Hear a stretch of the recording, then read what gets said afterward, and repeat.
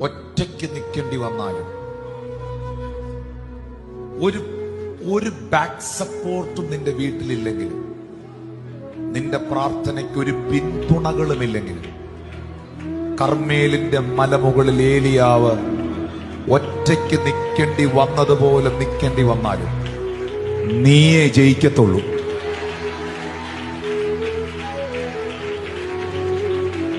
പ്രാർത്ഥിക്കുന്നവനെ ജയിപ്പിക്കുന്നൊരു ദൈവമുണ്ട്.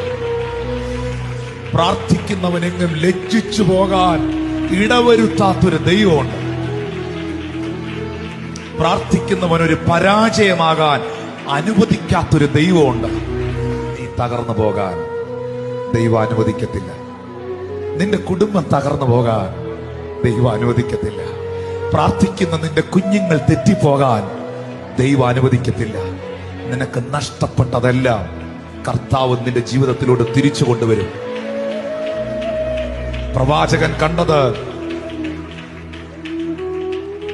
തന്നോട് ശിഷ്യൻ അറിയിക്കുന്ന ചെറിയ ഒരു കൈപ്പത്തിയാണ്, ചെറിയ ഒരു മേഘമാണ്.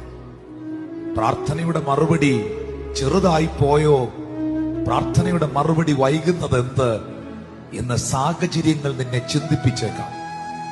പക്ഷേ പെയ്തത് വൻമഴയാണ്.